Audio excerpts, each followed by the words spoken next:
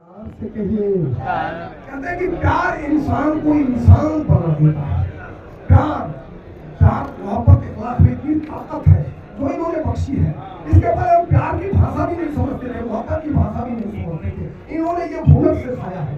प्यार इंसान को इंसान बना देता है, इश्क की राह को आसान बना देता है।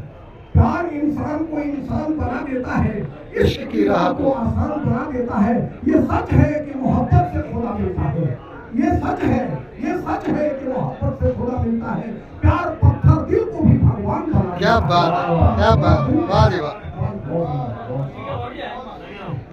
आने दो हाँ आने दो। उम्मीदों की कश्ती को गोया नहीं करते, साहिल अगर दूर हो तो गोया नहीं करते।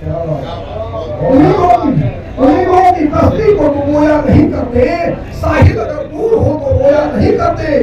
जो रखते हैं दिल में तमन्ना कुछ पाने की, वो जिंदगी में सोया नहीं करते, वो जिंदगी में रोक के बाबू मन पर काबू, रोक के बाबू मन बहला के रास धर।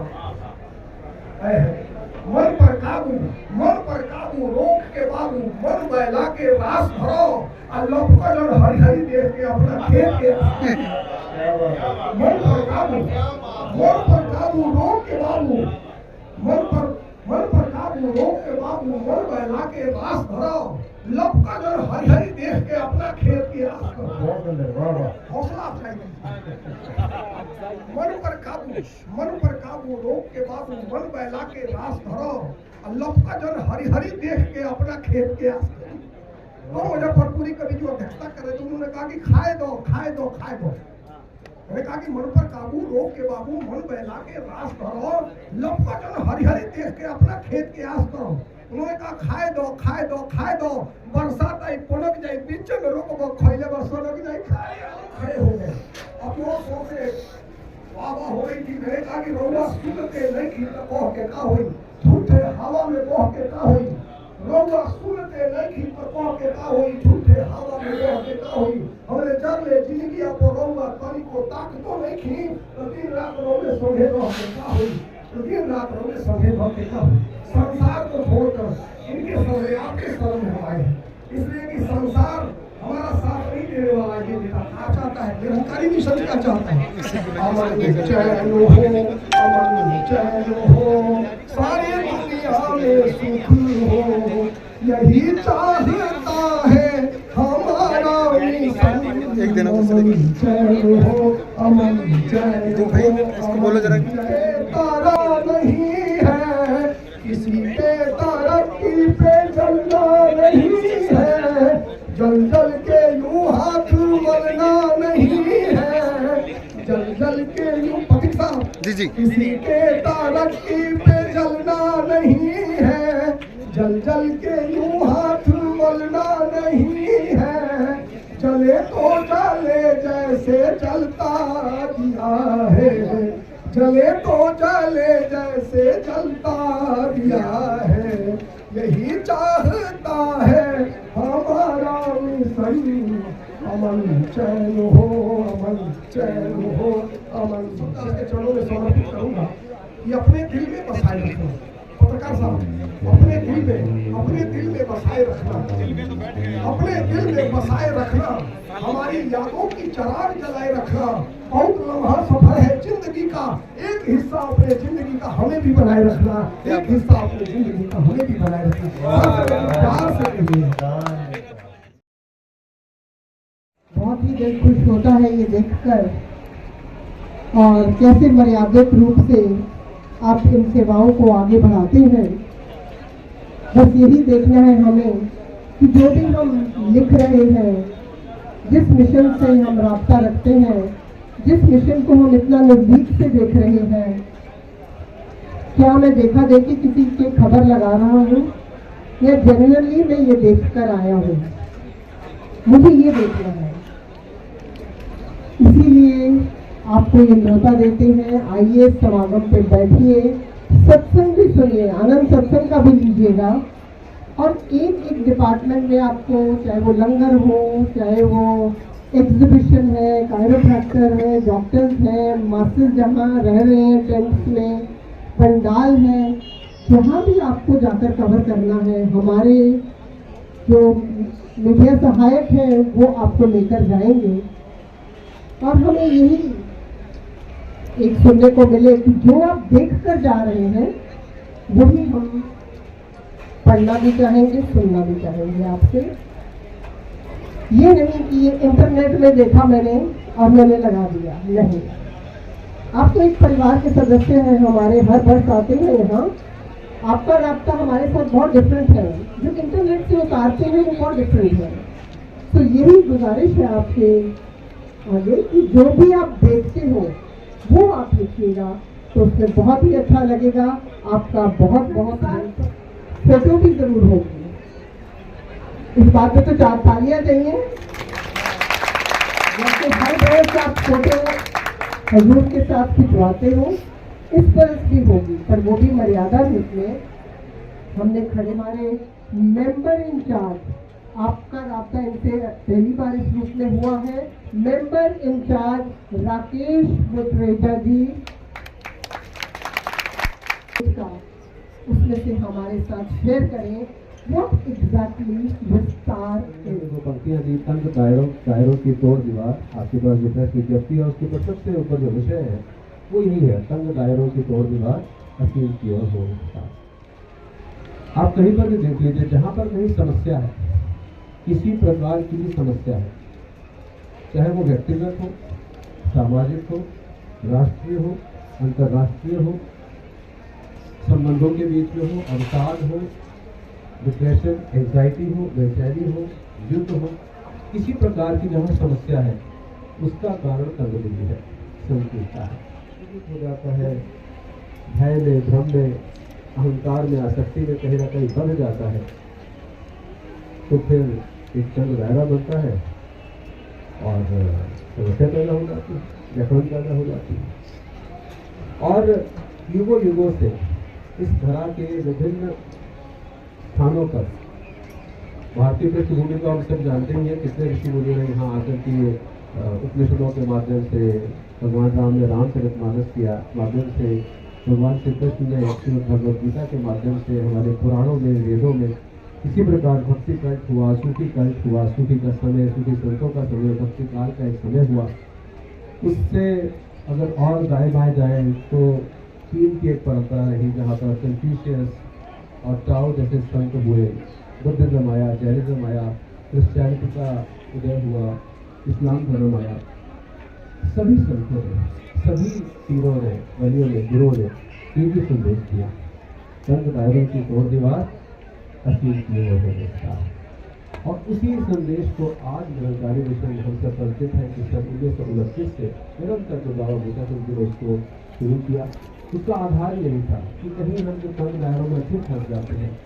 जब सदगुरु माता सुदीक्षा जी महाराज और निरंकारी राजपिता जी के चरणों में बैठना हुआ और पूछा, हुजूर इसमें उसका लुबे लुबाद क्या है, इसमें संदेश आप क्या देना चाह रहे हैं, तो वो यही संदेश दिया गया कि हम कहीं ना कहीं फिर अपने आप को दायरों में बांध लेते हैं, उन्मुक्त होने के बाद फिर वापस दायरों में। एक कुएं के मेंढक हैं, किसी ने बाहर निकाला, नया कुआं ढूंढ लेते हैं, उससे फिर मेंढक बन जाते हैं, प्रथाओं के अंदर फंस जाते हैं, जाति, वर्ण, आश्रम, भाषा, न जाने कितनी ऐसी दीवारों के अंदर फंस जाते हैं।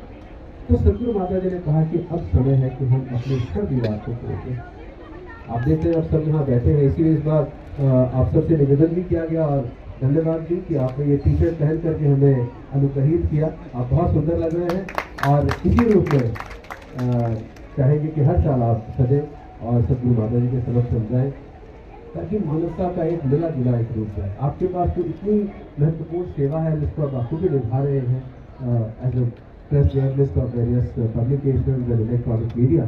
तो जब आप इस ड्यूटी को, इस सेवा को, इस नेतृत्व को इतने सुंदर रूप से निभाते हैं, तो सोचिए आप कितना, जैसे कहते हैं कि सामाजिक सेवा का, आध्यात्मिक सेवा का रूप मिलते चले जाते हैं। तो आप सबका बहुत बहुत एम्बुलेंसेज मंडल की तरफ से और 30 हरियाणा सरकार की ओर से। मैं चाहूँगा कि हरियाणा सरकार की तरफ से जो योगदान हमें मिल रहा है विभिन्न क्षेत्रों में, उसमें जोरदार तालियां। हमारे मुख्यमंत्री आदरणीय सैनी जी या जितनी और व्यवस्थाएं हैं, 10 एक का नाम तो यहाँ नहीं ले पाएगा, चाहे वो यहाँ के डीसी हैं, डीएम्स हैं, बाकी जितने भी हमारे सेक्शंस हैं, सभी ने बहुत योगदान दिया है, दे रहे हैं, हर साल देते हैं, उनका बहुत बहुत शुक्राना। फायर कैंप्स हर जगह पर लगे हुए हैं। संख्या पूछी जाती है, लगभग 8 से 10 लाख के बीच में अनुयायी यहाँ पर आते हैं 3 दिन के अंदर, और विदेश से लगभग 2000 हमारे जो डिवोटीज हैं निरंकारी मिशन के बहुत सारे मुल्कों में 60-70 मुल्कों के अंदर निरंकारी मिशन के अनुयायी हैं, वो सभी मिलकर के 2000 की संख्या में यहाँ पर आ रहे हैं। लंगर की फैसिलिटीज, बड़े बड़े जो ग्राउंड हैं वो 4 जगह पर लंगर की व्यवस्था है, 22 कैंटीन है, ट्रांसपोर्ट के लिए बसेस की, रेलवे की ट्रांसपोर्ट, पार्किंग, ट्रेन पे डिस्काउंट की, ये सारी फैसिलिटीज़ हैं। एयरपोर्ट से अराइवल, डिपार्चर, सारी फैसिलिटीज़ हैं, बुकिंग की फैसिलिटीज़ हैं। और तो ये समागम है, ठीक है जी। स्पेशल नीड्स दिव्यांग, जो दिव्यांग हमारे भाई बहन होते हैं, उनके लिए विशेष व्यवस्था, व्हील चेयर की व्यवस्था, उनके रहने की व्यवस्था, उनके नमस्कार की व्यवस्था, ताकि उनको लाइनों में ना लगना पड़े। तो वहाँ पर सेवा दल के मेंबर्स होते हैं जो उनको वहाँ तक ले जाते हैं और सतगुरु माता जी के दर्शन कराते हैं। बल्कि इस साल तो सतगुरु माता जी ने ये कहा कि मैं स्वयं जाकर के इनको आशीर्वाद वहाँ देकर के आऊँगी, वहाँ इनका सब मिलकर के ये सुनियोजित कर रहे हैं कि सुनिश्चित कर रहे हैं कि कहीं पर भी किसी प्रकार का एक्सीडेंट ना हो। इक्का दुक्का कहीं इस प्रकार से होता है तो फटाफट से उसको संभाला भी जाता है, फर्स्ट एड भी अवेलेबल कराई जाती है, लेकिन कोशिश यही है कि सबको कहा जाए कि आंदोलन के द्वारा 13 लाख यूनिट ब्लड डोनेट किया जा चुका है, 1.3 मिलियन यूनिट का ब्लड, जिससे आप समझिए कि 40 लाख जान बचाई जा चुकी है। ये सन 86 में सतगुरु बाबा वीर सिंह जी महाराज ने जब ये संदेश दिया कि रक्त नालियों में नहीं नाड़ियों में बहे, तब से ये सिलसिला जारी है। पूरे विश्व के अंदर इसका जो है इस समागम के थीम के असर में एक बार शब्द आ रहा है असीम और दूसरा है विस्तार। जो बात कही जा रही है, जो हमारे मिशन की बेसिक शिक्षा है निरंकारी मिशन की, वो दरअसल वही सनातन पुरातन मुनि ऋषि महर्षियों का जो कथन रहा है, वसुधैव कुटुंबकम, सारी दुनिया समस्त संसारिक परिवार है। जब वो शिक्षा यहाँ आकर के पता लगती है कि वो बात बनेगी कैसे। हम परिवार के 4 लोग आज के वक्त में देखते हैं, मिलकर के बैठना बड़ा मुश्किल होता है उनका, विचार नहीं मिलते, वैचारिक मतभेद हैं, सैद्धांतिक मतभेद हैं। और बाबा हरदेव सिंह जी महाराज जी ने अपनी मोबाइल जुबान से आज के हालात पर तबसरा करते हुए कहा था, और ये बड़ी पीड़ा होती है ऐसे संतों महात्माओं की फकीरों की, जब वो अपनी मोबाइल जुबान से कुछ मजबूर होकर के ये बात कहते हैं कि सब लोग अपनी अपनी प्या गई, ईमान में लुट के ले गई, कि भाई पर सख्त कुर्बान करने को मैं आमादा रहा, और भाई है कि बीच आ गए दीवारें से मैं करा, बेटा दिल बड़ा करो ना, बड़ा यानी अपने दिल को कि बहुत अच्छी जिए, बहुत बढ़िया से जिए। उसके लिए एक विस्तार की ज़रूरत है कि जब तक हमारी सोच, हमारी समझ में विशालता नहीं आती है, सारी दुनिया, सारे संसार के लिए, कि आज के वक्त में जो मिशन की शिक्षा है बड़ी कारगर सिद्ध होती है कि दुनिया के अंदर अगर प्यार चाहिए, आपस में मोहब्बत चाहिए, आपस में सुरूर चाहिए। कमाल की बात यही है ना किसी शायर ने कि क्या करेगा प्यार वो ईमान से, क्या करेगा प्यार वो भगवान से, जन्म लेकर गोद में इंसान की कब न पाया प्यार। इंसानियत से प्यार करना सदगुरु सिखा रहे हैं हर इंसान को, बिना इस बात के ध्यान के अंदर लाए हुए कि वो उसका कहीं बैकग्राउंड क्या है। तो सदगुरु ने जितनी दीवारें हैं भाषा की, जाति की, हमारी ऊंच नीच की, वो सारी की सारी इस रूप में हमारे मन से गिरा करके हमें एक असीम परमात्मा के साथ हमारी आत्मा का विस्तार किया है, हमारे मन का विस्तार। किसी महात्मा ने कहा कि मैं तो पुजारी हूँ रोशनी का, दुनिया समझती है मैं दिए भूल रहा हूँ। तो इस भाव से जब दुनिया में जीते हैं, सारी दुनिया अपनी लगती है, सारा संसार अपना लगता है।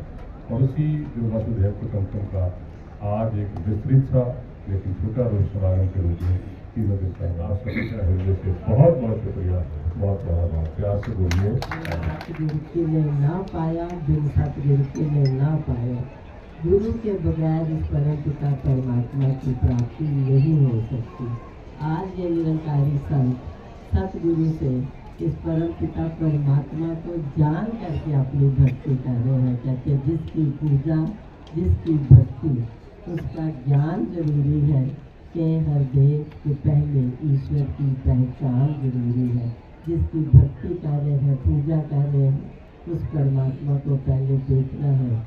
ये संत महात्मा देख करके फिर इसका सिमरन परम पिता परमात्मा की पहचान करके एक दूसरे के साथ प्यार का रिश्ता जोड़ करके जब सभी अपने लगेंगे, जब इस परम पिता परमात्मा को जान लेते हैं तो पता चलता है सबके अंदर यही तो मूल है, यही परमात्मा है। फिर सबके लिए प्यार नाता, हमारी सोच को विशाल करने के लिए कि नाता हर पल इस परम पिता परमात्मा के साथ जुड़ा रहे, क्योंकि मन इधर उधर भागता है। कहते फिर से नाता जोड़ के मन का जीवन को हम सहज बनाए।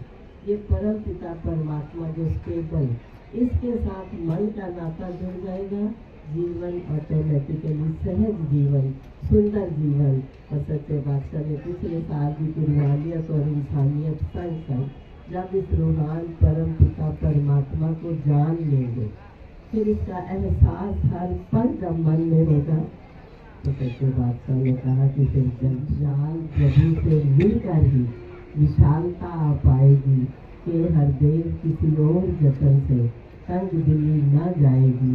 ये जो तंग सोच, ये जो मन में वैर नफरत ईर्ष्या है, ये कैसे खत्म हो सकती है जब इस परम पिता परमात्मा से हमारा नाता, जो सच्चे पातशाह का हाथ है हमारे सर पे, और हम सब मिल करके ऐसी कोशिश करेंगे कि गुरु की सिखलाइयों पे चलकर इस धरती को स्वर्ग बनाएंगे। प्यार से बोलिए। तो लाइसेंस में जब आते हैं, जिस तरीके से सत्कार किया जाता है, गाइड किया जाता है, कोऑपरेट किया जाता है, समागम खत्म होने के बाद आपके वॉलंटियर सार्वजनिक जीवन में भी और जगह भी इस तरह का चैलेंज करके करना चाहिए। तालियां बजाने की जरूरत है, क्योंकि बचपन से ना स्कूल में सीखता है प्रैक्टिस व्हाट यू प्रीच, जो कह रहे हो उसको करना भी चाहिए। पर उपदेश कुशल बहुत तेरे वाली बात ना हो जाए कि उपदेश दे रहे हैं लेकिन जीवन एक इंस्टीट्यूट ऑफ स्पिरिचुअल लर्निंग है।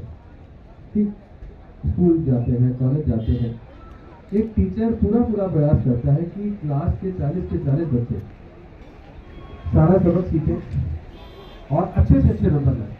पर क्या यह संभव होता है? प्रयास सभी करते हैं और प्रयास करते भी रहेंगे और टीचर सिखाता भी रहेगा, सबक पे 100% रही है, लेकिन किसी की अवस्था कुछ होती है, किसी की अवस्था बढ़ती है। सो वी आर ऑल, जिसे हम अंग्रेजी में कहते हैं ना, वर्क इन प्रोग्रेस। हम सब उस यात्रा में हैं, इसलिए सभी यात्रा में हैं। कई बार सामाजिक परिवेश के अंदर किसी प्रकार से हो सकता है प्रभाव के अंदर कुछ कटुता आ गई है, कुछ आ गया, तो उसके बाद फिर कहीं सत्संग में आकर के अपने आप को बख्शवा लेना कि हाँ इससे गलती हो गई, अगली बार मैं और प्रयास करूँगा। ये आपको अवलोकन करने को मिलेगा, लेकिन ये देखना कि नहीं ये 100% फॉलो कर रहे हैं कि नहीं कर रहे हैं। जैसे अभी मामी जी ने कहा, तो फिर वो एक यात्रा बेड का जो हॉस्पिटल है, क्या वो कंप्लीट हो गया है और वो किस तरीके से या आप आइए, आपको लेकर के चलते हैं कि चल रहा है वहाँ पर। तो 100 डॉक्टर्स की टीम निरंतर काम कर रहे हैं। पब्लिकेशन पिछली बार आपका टाइटल था सकून, इस बार टाइटल है विस्तार। ऐसे टाइटल जो आप लाते हैं, इससे क्या अलग दिखता है लोगों को? देखना चाहूँगा तो हर एक चीज़ से कुछ ना कुछ अच्छा मिलेगा।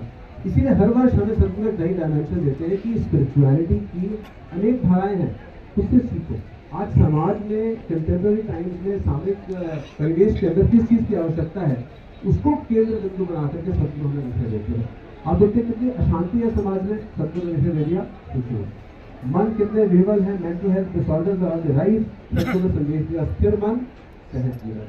इस साल तंगदिली इतनी ज्यादा बढ़ रही है, आप देख रहे हैं कहाँ युद्ध की संख्या कितनी बढ़ रही है एक साल के अंदर। जानते ही हैं यूक्रेन में क्या हो रहा है, ईरान में क्या हो रहा है, हर जगह क्या हो रहा है। सतगुरु ने संदेश दिया तंगदिली की तोड़ दीवार असीम की ओर हो रहा है। तो सामयिक परिवेश के अंदर जो पॉलिटिकल सोशलॉजिकल सिचुएशन होती है, उसका कहीं ना कहीं निराकरण सतगुरु देते हैं। इसलिए हंसता है आप कहते हैं जब से यहाँ हुआ है, निश्चित रूप से लोगों को रोजगार को मिला है और बड़ा एक अच्छा माहौल मिला है। अभी आपने कहा था कि बाहर से भी, विदेशों से करीब 2000 लोग आएंगे, तो उनके आने की व्यवस्था, देश के अनुयायी आते हैं, विदेशों से आते हैं, उनके रहने की व्यवस्था यहाँ संत निवास इत्यादि में भी बहुत अच्छे तरीके से की गई है। और आप जानकर के आपको हर्ष होगा, मिलियनेयर्स जिनके पास वहाँ विदेशों के अंदर इतना सांसारिक रूप से संपन्न है, तो यहाँ अगर कभी संत निवास में आप जाकर के देखेंगे तो नीचे बिस्तर बिछे हुए, गद्दे बिछे हुए, उसके ऊपर आराम से सो रहे हैं और कॉमन टॉयलेट यूज कर रहे हैं। ये है निरंकारी। जो सेवक लगे हुए हैं वो नई दिल्ली और पुरानी दिल्ली स्टेशन पर आप उनको ट्रेन करके लगा सकते हैं कि कौन सी ट्रेन भोरवल मांझी रुकेगी या नहीं रुकेगी, या ऐसा इस तरीके का कोई हादसा ना हो। मैं आपको ये सुनिश्चित कर देना चाहता हूँ कि ये सूचना हर जोन के अंदर लगभग 15 दिन पहले मेरे पास अभी इसकी कॉपीज भी आप तक भी पहुँचा देंगे। ये पूरी सूचना दी जाती है कौन सी विशेष ट्रेन चल रही है, कहाँ कहाँ से कौन कौन सी ट्रेन भोरवल मांझी या पानीपत स्टेशन पर रुकने वाली है, कितने मिनट के लिए रुकने वाली है। नई दिल्ली, पुरानी Delhi, Nizamuddin, Anand Vihar bus station, ISBT, हर जगह पर कोशिश की जाती है कि जो आज सबसे बड़ा प्लेटफॉर्म है वो है सोशल मीडिया।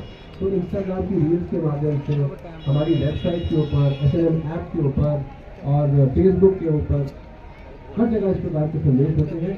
और फिर जो कार्यक्रम अभी होगा 3 दिन का, इसको आस्था चैनल पर ही कराया जाएगा 3 दिन के लिए, क्योंकि आप जानते हैं आस्था पर सारे आध्यात्मिक पृष्ठभूमि के या जो धर्म प्रेमी होते हैं वो लोग निरंतर उसको देखते हैं। कई बुजुर्ग होते हैं, बच्चे होते हैं, घर में देख रहे हैं, उनके लिए दोबारा से दिसंबर महीने की तारीखें तय हैं।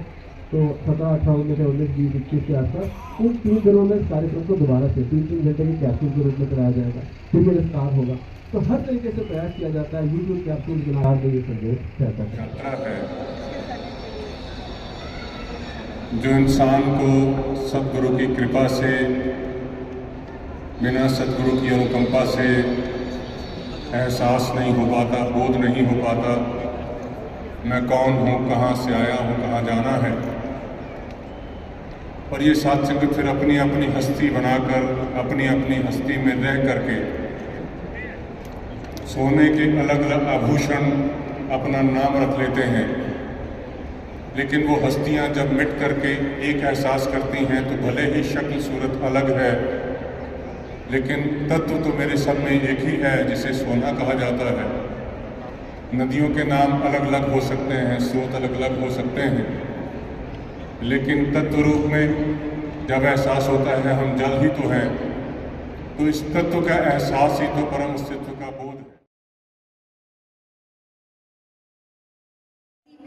फिर सारे मानवीय गुणों का भी विस्तार होता चला जाता है। एक बार इस प्रभु से जब प्यार हो जाता है, प्रेम हो जाता है, तो फिर वो चाहे एक प्यार का ही गुण अपना ले, प्रेम का, तो ये जो युगों युगों से संदेश रहा है लव दाई नेबर का, और कैसे फिर ये अगर गहराई में सोचा जाए कि सिर्फ नेबर तो वो नहीं जो हमारे बिल्कुल साथ रहते हैं, ये अगर अपने हम शरीर की ओर भी गौर करें तो ये दिल और दिमाग भी ये पड़ोसी ही तो है। अक्सर ये तालमेल दिल और दिमाग की ही नहीं रहती। ये मन तो चंचल कुछ भी सोचता है, अक्सर एक रूप ये कुछ मन कुछ और चाहता है और दिमाग कुछ और सोच लेता है। कैसे फिर ये अक्सर आजकल मन में तनाव की भी बात आती है। तो ये बैलेंस की बात जहाँ, तो जब ये बैलेंस मेंटेन होगा और वो सिर्फ परमात्मा को शामिल करके ही हमेशा का आनंद मिल सकता है, ये स्थिरता आ सकती है, ये मन में फिर विस्तार आ सकता है, अपनत्व आ सकता है, ये फिर ब्रॉड माइंडेडनेस आ सकती है, दिल इतना विशाल कि हर एक को एक्सेप्ट कर सकता है। ये फिर भाव हमेशा कि युगों युगों से जैसे संदेश हर पीर पैगंबर ने दिए कि जीते जी एक वाक्य ही पूरी मानवता के काम आना है, अपना ये जो स्पिरिचुअल ग्रोथ तो करनी है, साथ ही इस संसार के लिए वरदान बनना है। ये जीवन, ये संसार जैसे जब हमने जन्म लिया तो धरती जितनी सुंदर थी, अपने जीवन काल में इस धरती को और सुंदर बनाना है, चाहे वो वृक्षारोपण करके, एक पोल्यूशन कंट्रोल की बात आती है, एक कचरे का सदुपयोग करते हुए, एक उसको कोई भी चीज़ का ऐसा अंधाधुंध कचरे को जैसे नहीं फैलाने की बात, या रिसाइकिल की आजकल बात आती है, रीयूज़ की आती है। तो कैसे ये संसार में इस परमात्मा ने हर कोई चीज़ जो दी है, और चाहे वो इंसानों ने भी कुछ आविष्कार किए हैं, तो ये चीज़ों का सिर्फ सदुपयोग ही हो, और कैसे कोई भी चीज़ हमारे द्वारा इतने केयरलेस हो के कि ये धरती का रूप बिगाड़ दे, ऐसा जीवन जीने के लिए तो ये जीवन नहीं मिला है। ये जीवन जहाँ एक स्पिरिचुअली भी और सोशली भी इस मानवता के काम आने के लिए है। एक अपने सुधार से शुरू होकर ये फिर कोई भी अगर मानवीय गुण पकड़े, एक मानवीय गुण जीवन में आ गया तो और विस्तार करें, दूसरे मानवीय गुण को अपनाएं। और इसका मतलब ये नहीं कि एक गुण जीवन में आ गया तो पहला जो आया है उसको छोड़ दिया जाए। तभी ये जर्नी ये असीम की ओर की बात है कि ये मानवीय गुणों की भी बढ़ोतरी एक होती रहे, एक हम बढ़ते चले जाएं, एक एक गुण और जीवन में हासिल होता जाए। कैसे फिर इस संसार में प्रीत, नम्रता, समदृष्टि, विशालता, करुणा, दया इत्यादि कोई भी गुण अगर सोच लें, वो एक हम जीता जागता एक फिर वो प्रमाण हो कि एक सिर्फ शरीर ही मनुष्य का मनुष्य नहीं कहलाता, वाकई ही ये मानवीय गुण अगर है तो ही ये सफल जीवन है। और इसी तरह फिर इस परमात्मा, इस रूहान, इस की तरफ ही ये विस्तार होता रहे, और ये बीइंग बाउंडलेस वाली बात कि फिर कोई सीमा नहीं रहती। जब ये परमात्मा ही असीम है तो फिर ये प्यार का भाव भी ये असीम हो सकता है। एक जीवन में अपने पोटेंशियल की जो बात आती है कि इस परमात्मा की ही अंशात्मा जब सभी में है तो दैवीय होना संभव है, और वो दैवीय होने तक की ही यात्रा ये विस्तार की बात है। एक अपनी सोच को, दिल को भी छोटे नहीं करने, हर एक से प्यार करना है। ये भेदभाव अक्सर जो आ जाते हैं, एक कि कोई कहाँ जन्मा है, कैसे खाते पीते हैं, किस कल्चर के हैं, उससे एक नफरत की भावनाएं जन्म ले लेती हैं कि ये इंसान मेरे जैसा खाता पीता नहीं है तो श्रेष्ठ नहीं है।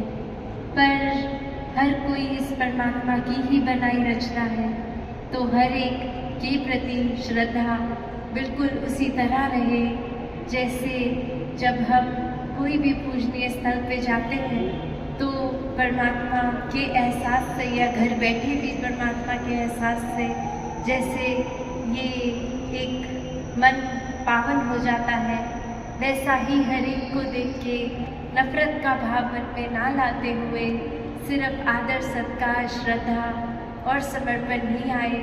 हर कोई श्रेष्ठ है, सभी परमात्मा की एक क्रिएशन, और हर एक से शिक्षाएं लेते हुए अपने जीवन को भक्तिमय करके ये रिस्ट्रिक्टेड ना रहे, एक विस्तार हर पल का होता चला जाए। साथ संगत जी, धन्यवाद।